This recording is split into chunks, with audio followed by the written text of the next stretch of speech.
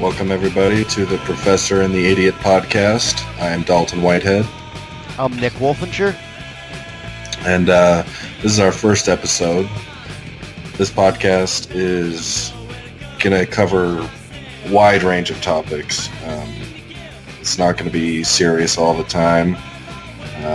This is a free speech podcast, so we will say whatever we want, whenever we want. So prepare yourself. I guess we'll start off by introducing ourselves. Nick, why don't you go ahead? Hi, but before I do that, I'm Nick. But before I do that, tell our listeners about how you came up with this idea of the podcast and the title. Well, I'm a hardcore podcast listener, so I've always wanted to do it. I don't know, I just think it'd be cool because, I know some interesting people in life, like most people do, but I just thought it would be fun. I met Nick a few years ago at training jiu-jitsu and, found out he's a professor at the University of Utah. And then following him on Twitter, which you should be doing if you're not already, he's a very smart guy. And he, reads a lot, is very, informed by data and science, and he's has a lot to say and has interesting points of view that, I don't really hear in my daily life. So we were at a little get-together with our jiu-jitsu club, and I just asked him, I was like, would you ever want to do a podcast?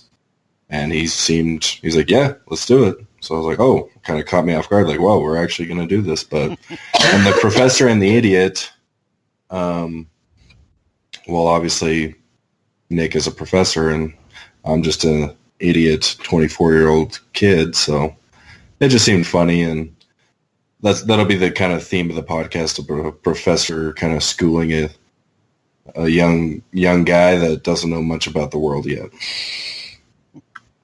I thought it was a great idea, and I thought the title was great, especially because I didn't have to be the idiot, but above and beyond that, it was just a good title. Well, I'm glad you said yes, because I think this is going to be a cool thing, because at the very least I could just get to talk to you a bunch. Yep, likewise. I always enjoy talking to you, Dalton. So I'm Nick Wolfinger. I've been a professor at the University of Utah for 20 years. My PhD is in sociology, but I teach in an interdisciplinary department where I have ended up teaching mostly statistics. I study marriage, divorce, sex. I'm really interested in data. I got my PhD at UCLA, and before that, my bachelor's degree at UC Berkeley, and I grew up in Berkeley. And I'm 52 years old, so more than twice your age. Well, that's why I'm listening to you. I grew up in Bountiful, Utah. Born and raised. My parents weren't into politics at all growing up. If you had asked them, they probably would have said that they're the Republican type people, but they weren't well read. They weren't well informed, but to their credit, they never talked like they were well read and well informed. So I did kind of appreciate that. Like looking back, they didn't shove politics down my throat or talk about those damn liberals are ruining the country or, whatever. I don't know, the typical middle America working class Republicans you might think might talk about politics, or how they would talk about politics. So I didn't really get into like being really curious about the world until like 9th grade. That's when I kind of started like wondering. I had a friend who was really into politics, and just talking to him, that kind of got me interested. And then just as he got older, obviously with the internet, it's pretty hard to avoid anything political today. So, that's just over the years, just my interest has developed more and more.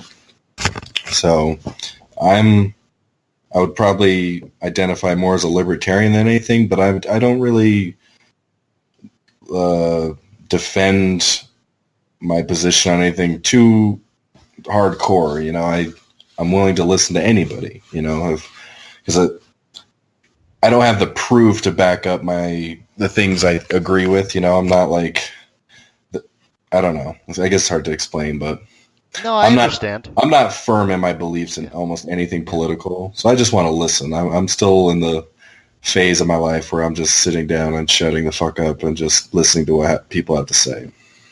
I totally appreciate that. I think being open-minded is great. I strive to be open-minded as possible.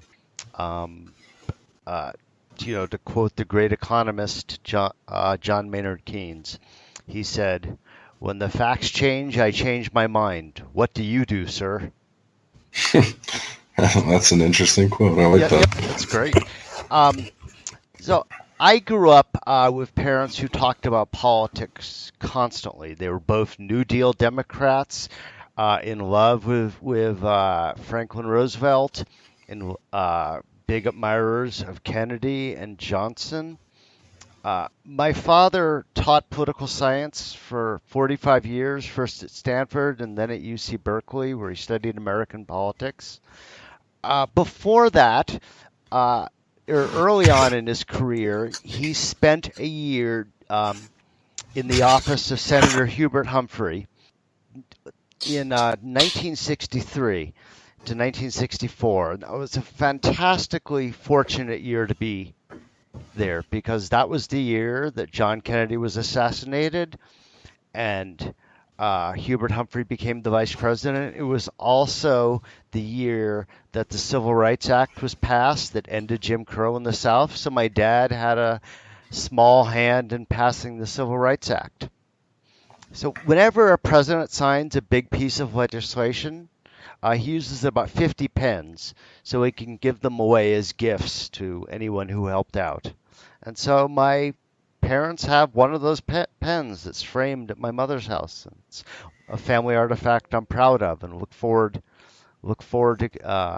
to inheriting one day. Wait, that sounded wrong. Anyhow, my parents talked about politics a lot, but didn't shove it down my throat. I wasn't interested at all as a kid. I was really sort of alienated and withdrawn and mostly interested in smoking pot and playing video games. And so I only started to identify with my parents really in my 20s when I was about Dalton's age. But one thing I did realize growing up is I hated when people tried to shove extremist politics down my throat. And growing up in Berkeley, I got a lot of that. And so I gained a lifelong hatred of radicals, of far left radicals, of modern day communists that persist to this day. Um, did they, or were you a good student in high school growing No, up? I was a bad student. Okay, so you were a rebellious, you know, young whippersnapper, I guess you could say. I was mostly withdrawn and alienated and unhappy and wasn't thinking about the outside world, wasn't thinking about politics at all. And then when you got to college, that's when it kind of kicked in. I would say even later in graduate school in my mid 20s. Oh, okay. That was the first time I was ever a good student. Before that, I just got by the skin of my teeth. Uh, Back then, in 1984, when I graduated from high school, it was easy to get into the University of California, easy to get into Berkeley. I did it on test scores alone. The world has changed a lot. Yeah, I was gonna say that's not the case today. Nope. So the first topic we wanted to talk about, obviously, if you watch mainstream news, or I don't know, I guess depending on what you listen to, left or right, but it's mostly negative things about Trump, and maybe rightfully so, maybe not. I don't know what people's opinions are listening, but I asked Nick what during the campaign of Trump, if there's anything good that Trump was saying, anything that he liked, anything that he's hopeful about. And I was actually pretty surprised by the answer. Do you want to? Absolutely. Although, let me just point out, when we talk about mainstream news, that should definitely include Fox News, which is the highest rated cable news channel. So I think that definitely counts as mainstream. And of course, yeah. So it depends on what you listen to. Yeah. So that's definitely true. Yeah. Fox News is completely different than Yeah. MSNBC or whatnot. And the answer to your question is yes. There were a couple of things uh, that Trump said during the campaign that sounded like really good ideas. Most of all, the promise to invest $1 trillion in infrastructure. America's roads, bridges, airports, electrical grids, water systems, all of that is not in good shape. A lot of it's falling apart. You certainly see this if you travel to Europe or travel to parts of Asia. All that kind of stuff works way better. We just haven't spent enough money on it in recent years. And so the idea of a $1 trillion infrastructure was great. Not only will we get, improved, improved bridges, roads, and all of that, but that would create a lot of jobs in America, a lot of good jobs for the people who most needed them. So I was really happy to hear that. Is there anything? Is there any talking of that today? It hasn't come close. I mean, the first legislative priority, um, was the Affordable Care Act, Obamacare repeal, which didn't happen. Then there was the tax bill, which did happen. So no, it's bogged down in Congress over how it will be funded. So that's the main issue. So even Republicans would like to, because the Republicans like to say they represent the working class. Well, I guess they both like to say that. Yes. Just for fun. Yep. Saying that, I kind of sounded stupid, but that's the main issue: is the funding. Yeah. I mean, how that's a lot of money. How will it be paid for? And so Democrats are more likely to say we can increase the debt and pay for it that way and increase taxes. Republicans are more inclined to say we should do it as tax breaks to corporations, sort of a public-private partnership. And are you more on the side of let's just eat the cost now because it's going to benefit us so much as a country? Um, so yes, I think it's worth spending that much money. I would rather, I would come down on the side of eating the costs of paying for it by a combination of increasing the deficit and increasing taxes. Okay. I point out that when America was doing a lot of infrastructure spending in the 50s and 60s, the tax rate was much higher. And, that's how we were able to get it done. And that was something interesting we talked about before. Is with the tax cuts that Trump implemented. You had an interesting, or you had some facts I had no idea about how high the tax rates used to be. Yes. And also that you were happy that the corporate tax rate was lowered, which is something I definitely wouldn't expect because, I don't know, most left-leaning people that at least I would assume they kind of look at corporations as like the evil entities and they're just exploiting all the people. So do you want to... I think what you're saying, is a sort of a far left position. Certainly, some corporations do terrible things, but ultimately, if we want jobs and a modern economy and a higher standard of living, we need corporations. And you brought up... I'm very decidedly a capitalist. Well, that's good to hear. Cause I'm like that too. But I liked how you said you would want the corporate tax rate lowered so we can compete with the rest of the world. So, there are a couple of different tax rates. There's a corporate tax rate, which is what corporations are charged for corporate profits, and individual tax rates where people are charged. So our corporate tax rate before the tax bill was at 35%, one of the highest in the world. And it seemed to me that for America to be competitive, that corporate tax rate should be lower. On the same token, our individual tax rates are very low. So if we cut corporate taxes and we don't want to increase the deficit, we obviously need to increase individual tax rates. But that's not what happened with the tax bill. The corporate tax rate was cut to well, was it about 20%? But also a lot of the individual tax rates went down. And so that we just increased the deficit a lot. Yeah, I found that funny because all the Republicans were freaking out over Obama increasing the debt, and then Trump basically does it, and it's like, it's okay. Um, Now deceased conservative named Bill Kristol around 1980 when Reagan was cutting the tax rate. Um, he said that should be our playbook. We cut taxes now, and then when the Democrats are in power, we can let them contend with the deficits it's created. Let me point out at that time, in 1980, when Reagan cut the top tax rate, he cut it down to 55%. Wow, So down to now, 50. yeah, that's for that the wealthiest people pay. Now it's below 40%. Right? So taxes used to be much higher. That's surprising to me. I never would have never thought that. Yeah.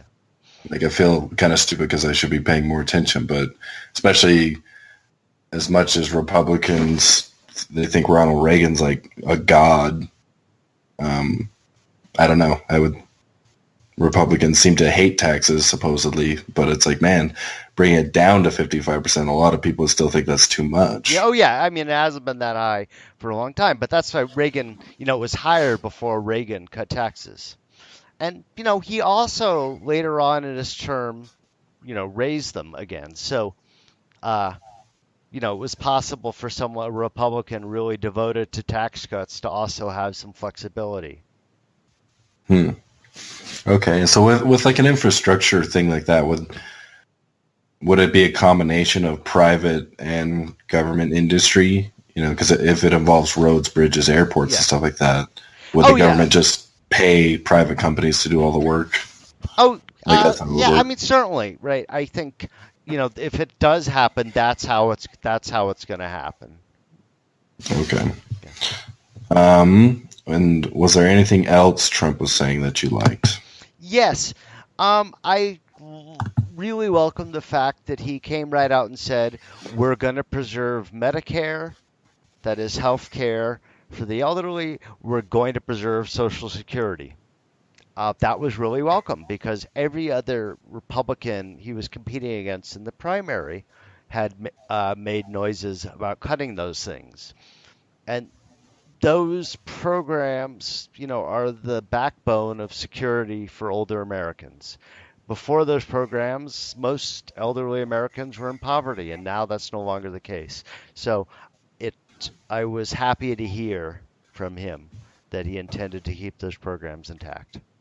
Why do you think he was saying that, especially for somebody who's so rich or was on the Republican side, especially if you say, like you say, a lot of Republicans were wanting to get rid of that stuff. Why do you think he was saying that stuff? Oh, because he knew his voters agreed with him.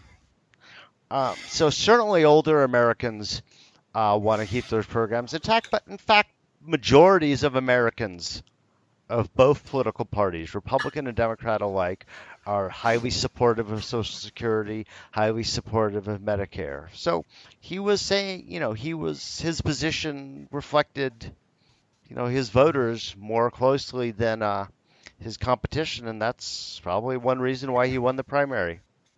Has he stuck to that so far?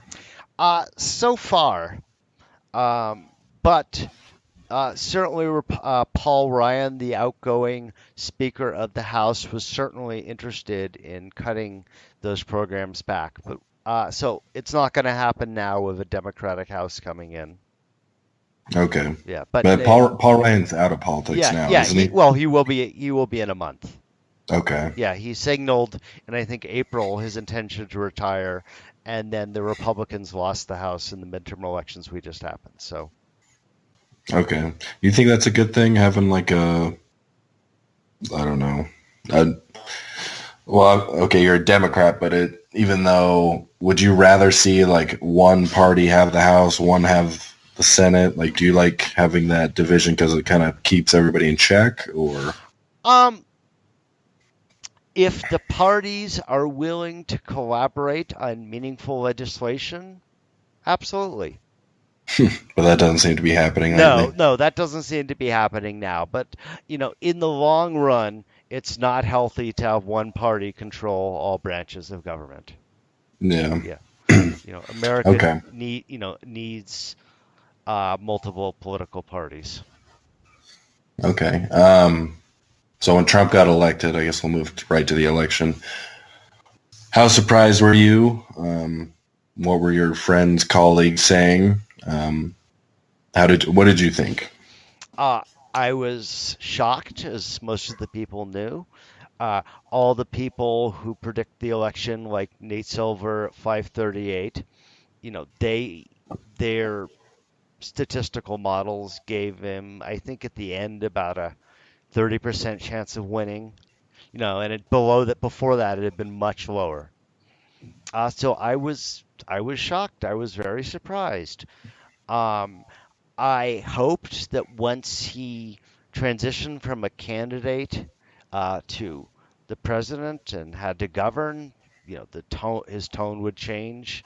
I would have been happy if he had, stopped the antagonistic tone and actually set to the business of being the president for all Americans rather than just owning the libs on behalf of his constituents. Sadly, that didn't happen. Owning the libs. Yep, yep, yep. I think that was that inspired a lot of Trump voters. Own the libs, who are the politically correct liberals. Vote for the person who isn't Hillary. Yeah, that's I don't know. I during the election, I just thought, oh, Hillary's going to win. She's been in the game for so long. She's a woman. A lot of people are wanting to see a woman president. She's on the Democratic side. I feel like a lot of young people are more Democratic leaning. That is true. So I honestly, I didn't even watch too much of the elections because I just thought, Hillary's going to win. I just thought that. And then I remember that night of the election, I opened my Facebook, and first thing that opened up was a friend who's a Democrat had a status of okay, I'm getting nervous, ... And I was like, what? And so I flipped on the news on my phone. I was like, holy shit, he might win. Like, this is like legitimate. He might win. And after he won, I started going back. I'm like, okay, maybe I should learn more about this guy now that he's our president, because I didn't pay attention too much to him other than little clips and stuff like that. But I think the thing I'm most impressed by him is just the balls that he has to say the things he does, right or wrong, but just the pure balls of saying what he says to people, like right to their face. And I'm just like astounded by it. Like I can't imagine the pressure, all the lights and the cameras on you as a human being in front of the whole world, polling, trying to become president, and saying the things that he said and the way he said them. Yep. I really couldn't believe it because I didn't pay too much attention. When I watched like compilation clips, like 20 minutes straight of just crazy, outlandish things he said and the way he said, I was baffled by it. Yep. I know the New York Times kept a tally for a while and published a list 1 week in the paper of the over 250 people and institutions that Trump had insulted. Over 250. Yep. Everyone from John McCain to Ronda Rousey. Oh yeah, the John McCain one. He's like, yeah, I like my war heroes that don't get captured or something. Yeah. Oh man, that's as dark as it gets. Yeah, that's not cool. Yeah. So especially, saying something like that, you think like, man, that might piss off your voters, Trump, because they're very, they support the military very strongly, and you're kind of flirting, not even flirting on the edge, but you're really laughing or making fun of war heroes. Yeah, that offended me. That should offend most people, but it's a weird thing with a lot of these hardcore Trump people. It's like it's like they don't even really care what he says or does. It's like the idea, whatever the idea in their head of Trump is, that's what they like. Yep, he owns the libs. He tells it like it is. I guess. I mean, the libs think he's a dumbass and crazy. I don't know if he's owning them. I would say not. He came into the midterm elections with a strong economy, and yet still suffered big losses in the House of Representatives. So I would think. Oh, sorry. Go ahead. Oh, I would say that was the American people repudiating Trump. Do you think the economy is the biggest factor to him getting reelected? You know, I have no clue what'll happen in 2 years. I think anyone who says they do is making shit up. It's really hard to tell the future, but in politics and in all things, but certainly the economy will play a role. You know, as Bill Clinton said in 1992, it's the economy, stupid. Yeah. I listened to a libertarian podcast, and they had a really good point of like Trump's kind of making a mistake of saying the economy's good because of him, because if it goes bad, right, then it's like, well, it went bad because of you, right? He could still blame it on Obama. Oh, I'm sure he will. He's a matador, man. Nothing sticks to him. He just skirts right on side of it, or on to the side of it. Well, nothing sticks with him for his base, but you know, as the midterm show, you know, he discouraged a lot of people. Yeah, as far as like public opinion goes, I think the stuff he does on Twitter is not helping him in any way. His grammar and ability to write sentences, and I think he's kind of shooting himself in the foot with his Twitter. Every once in a while, he'll have something, a gem of a diss or a slam on somebody that's pretty funny, but man, his Twitter, it's like, dude, you're kind of looking like a child here. Yeah. So I'd be very interested to see who he'll be if he wants to run again. I don't know if he will. I could kind of see him be like, you know what? I got a mansion. I got kids and grandkids. I don't have much longer left to live, so I'm good. Let's just chill. Yeah, I think journalists have said that, you know, make the point that no president really enjoys being president. It's a hard job, and Trump is included in that. You know, every journalist think that he's not really enjoying this that much. I don't know how you could enjoy it. No. I mean, because either he's a total sociopath, which is very possible, but like the pressures of making decisions that will affect the world for the rest of history, I mean, I can't imagine that pressure. I mean, unless he's just a straight sociopath where he has no feelings, I mean, it's got to be bothering him, you know, wondering if he's making the right choices in the Middle East and policy here at home. You know, it's like I'm sure he's overwhelmed. Yes. Yeah. I have no doubt of that. So, we both had recommendations for our listeners. We'll stick to one a week each. What are you going to recommend, Dalton? This week it'll be a musical recommendation. I'm actually going to change what it was going to be because I saw a video today and of a performance by a person in this band, so it made me want to change my recommendation up. If you have not listened to Pink Floyd deeply, not just the radio hits, I highly, highly recommend you do so. Listen to the album Wish You Were Here. It's a type of album like you can't really be doing anything else unless you're like on a hike or something very calm, relaxing with no distractions. So if you're going to listen to that album, just be chilling and listening to music. Don't listen to it at work or in your car where there's a bunch of things going on where you can't really pay attention and listen to. So Wish You Were Here, the album by Pink Floyd, is one of the greatest pieces of music I think, ever made. And I think more people should listen to Pink Floyd. Me personally, AC/DC is my favorite band of all time. It's the band I listen to the most. But the best music ever made, in my opinion, is Pink Floyd. I don't think there's ever been a band, composer, musician, anybody that has made music that's better than that. So go listen to that album. As someone 30 years older than Dalton, the thing that surprised me in that recommendation was this.